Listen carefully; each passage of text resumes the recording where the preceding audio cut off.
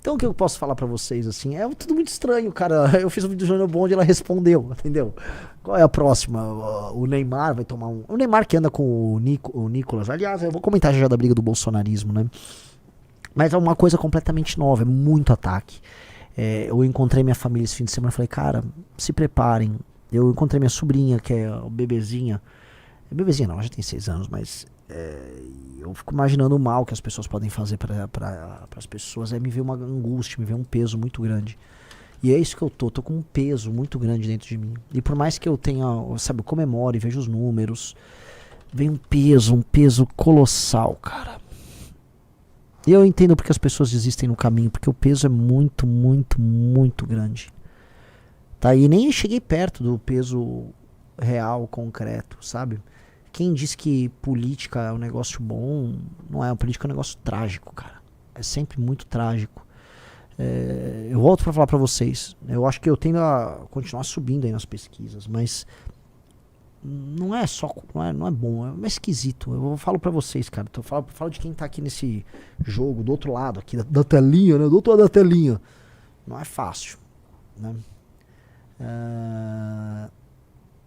Né? O cara falou, ela te chamou de rei dos negócios, minha sobrinha, é rei dos trabalhos. Rei dos trabalhos. E eu tentei entender com ela o que é um rei dos trabalhos, né? Eu tava tentando entender com a minha sobrinha, ela explicou, ó, Renan, porque, assim, você não é um rei, né?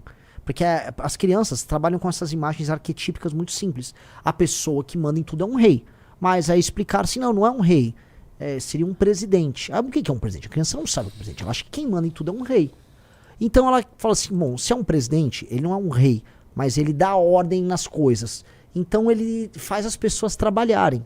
Então eu seria o rei, porque no fundo a imagem é real de poder, dos trabalhos. Eu adorei, foi uma tentativa ali de adaptar, sabe, a criança usando o vocabulário limitado que ela tem à disposição para fazer uma construção ali semântica que faça sentido para ela.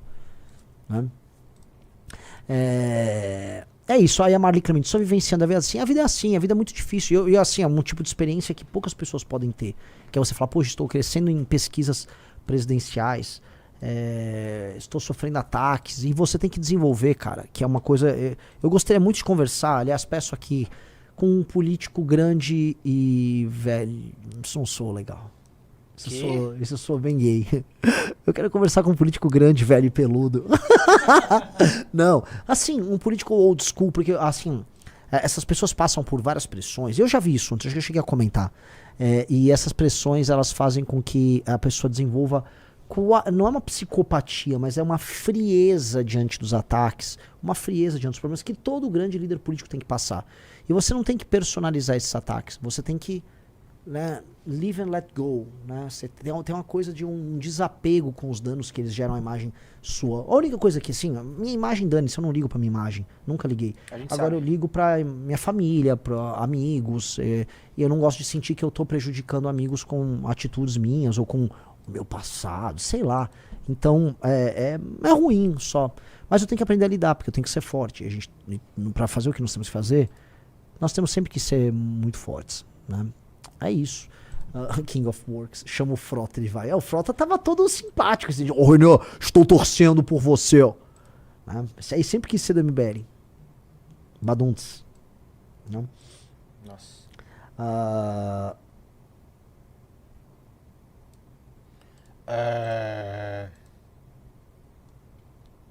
Pessoal, like na live e entre no valete+valete.org.br, link na descrição da live ou no QR Code que está na tela. Fernando Henrique Cardoso, vê se ele pode atender, não sei como ele está, mas acho que o Fernando Henrique tá bem velhinho, nem tem como dizer nada sobre ele, né?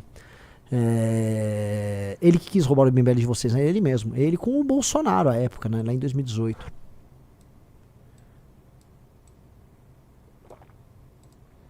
Não. Então, assim, o cenário... pessoal, eu tenho um compromisso às 18 horas, eu tenho uma gravação, né? Eu posso falar, né? Pode. Eu vou no programa Direto ao Ponto da Jovem Pan, tem uma gravação às 18 horas, então a live vai terminar mais cedo, tá? Peço desculpas aqui pra vocês. Viva a banda Kiwi Roxo, a banda do MBL, não sei do que é, mas que péssimo nome, Kiwi Roxo. Que não existe um Kiwi Roxo. O Temer ainda está no jogo, né? Mas assim, prosseguindo aqui, meus queridos. As pesquisas, né, elas estão dando conta de uma série de coisas. Há um mal-estar na tal da polarização, né? Que eu já falei pra vocês, não é uma polarização ideológica, é uma polarização de dois presidentes de centro. O Lula e o Bolsonaro são dois presidentes essencialmente de centro. E há um erro numa fórmula que foi adotada pelos governadores, que historicamente, veja, eles são meio puxa-sacos do Bolsonaro. Eles nunca se opuseram ao bolsonarismo de fato. Eles sempre tiveram medo de bater de frente. E ao ter medo de bater de frente, eles não conseguiram, né, entregar nada. Na minha... Eita. Não, esquece, vai, continua. Então, eles não conseguiram entregar nada. E por que eles não conseguiram entregar nada? Em termos de liderança. Porque a lógica de você ficar na fila esperando alguém aparecer, alguém cair pra vocês entrarem, é uma lógica de uma espécie de um número 2, um cara que tá no banco de reserva, sabe? O cara com a camisa 23 na Copa do Mundo, que tá torcendo por um meio campo quebrar a perna, se machucar, ou tomar um cartão vermelho pra poder jogar. Que é isso que o Zema ficou fazendo, que o Ratinho faz, e que o Caiado faz. Veja, quando o Caiado foi instado a falar em público, seu primeiro feito, caso eleito presidente da República, ele, não, vou soltar o Bolsonaro. Pô, é essa a primeira coisa, Caiado? Então, ao se colocarem como sempre uma linha auxiliar, eles não conseguiram firmar algo. E o que a gente tá provando nessa pré-candidatura de maneira muito humilde? Eu tô humildaço. É que assim, dá pra propor um Brasil diferente, dá pra escapar da polarização sem ficar naquele discurso, não estou nos extremos, até porque extremos não são, eles são bem do centro. O governo do Lula e o governo do Bolsonaro são muito parecidos em muitas coisas. São muito mais parecidos que eles jamais vão reconhecer que são. E aí, ao propor coisas novas que estão fora da caixa, as pessoas se interessam. E aí você vai construindo um caminho novo. Pois bem, eu acho que eu não ficaria surpreso em aparecer até julho com 10, 11%. E se eu aparecer com 10, 11%, eu tenho condição de vencer as eleições. Porque eu vou tirar ou o Lula ou o Flávio Bolsonaro do segundo turno. Eu volto a repetir. Se eu chegar até julho com 10, 11%, eu vou ter participação nos debates garantida, eu vou aparecer na TV, a imprensa vai me dar cobertura. E aí, cara, eu vou ficar conhecido e aí eu derroto esses caras. E aí dá até um friozinho na barriga, né? Porque a gente fala, nossa, vamos realizar esses sonhos mesmo. E isso é muito movido por uma militância que é sensacional. Nada hoje se iguala ao trabalho militante do Partido Missão e do MBL. Nada se iguala ao trabalho do nosso time. É um trabalho fenomenal. E é um time que está se preparando para um ano que vai ser muito difícil, um ano de muitas guerras, um ano de muitas surpresas, tá? E é um ano que...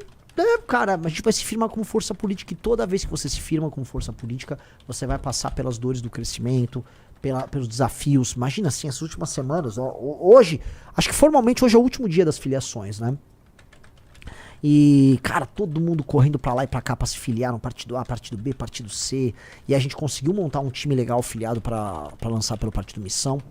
Me assusta também, né, as pesquisas com os nossos governadores, os pré-candidatos a governo, né, os números altíssimos do Brigadeiro, do Ben Mendes. E estamos preparando as nossas pré-candidaturas ao governo, tá todo mundo subindo na pesquisa. França apareceu muito bem, França apareceu com 3.3 no Paraná. 3.3 pro França, 5.7 pro Brigadeiro em Santa Catarina. Ben Mendes tem pesquisa que ele bate mais de 5% já em Minas Gerais. Rapaz. Aqui, ó, é o índice para segundo voto, né? Para vocês entenderem, quando você pergunta qual é o segundo voto que vocês têm. Cara, o Ben Mendes já tá tecnicamente empatado. Ele tá empatado com o Rodrigo Pacheco, que é do PSD, foi presidente do Senado.